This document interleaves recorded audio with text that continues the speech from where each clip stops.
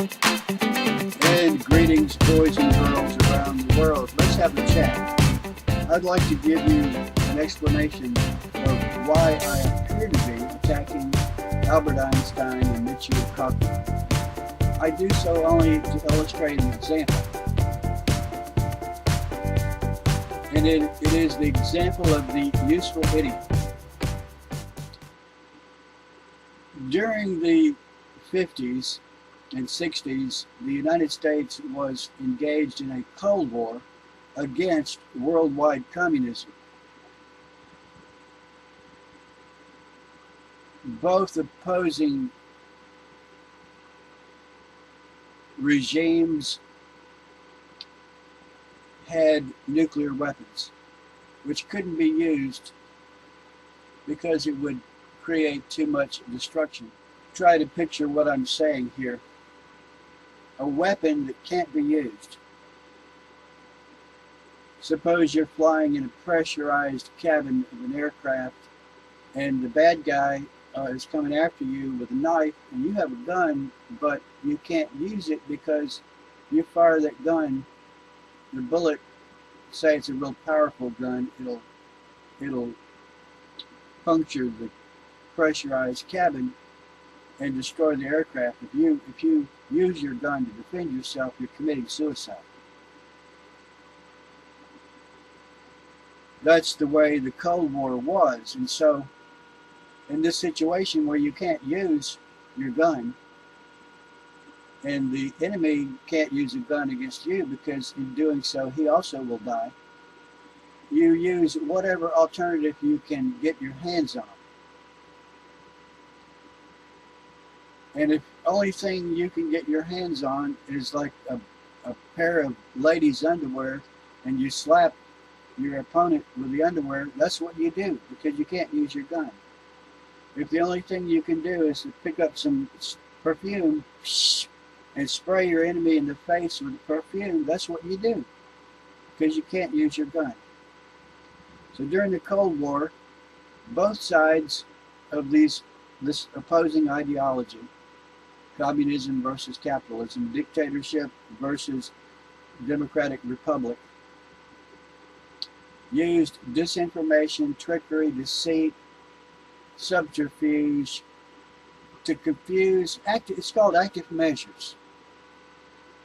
If you're going, even today, suppose we're going to invade Iraq, to soften up the enemy and to do as much damage as we can before we put our flesh and blood soldiers on the front line facing the bullets and bombs fired by the Iraqis, we do our best to interfere with their communication, to give them false ideas about where we're going to attack and when we're going to attack. We try to create confusion in their ranks by starting false rumors.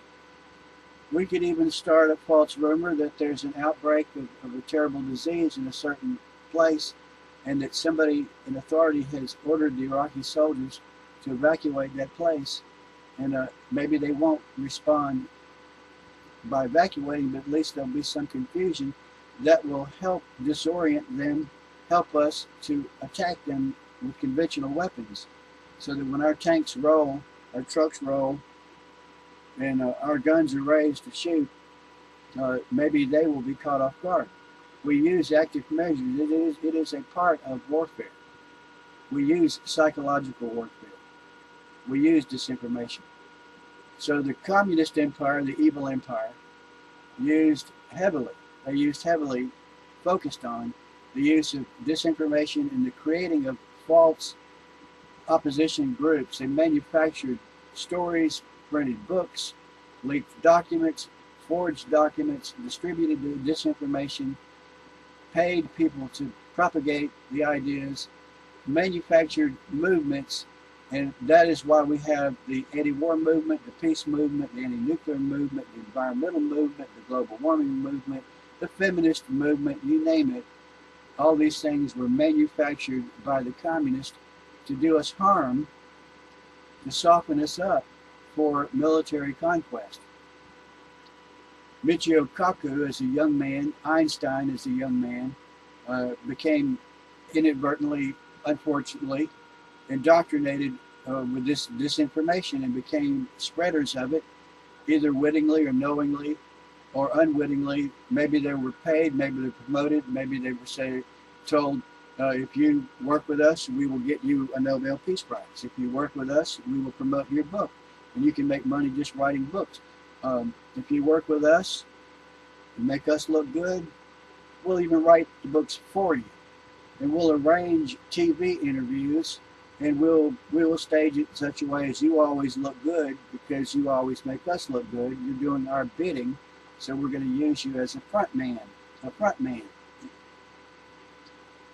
So Michio Kaku, regardless of what he really believes today, he got his start in the counterculture movement of the 60s.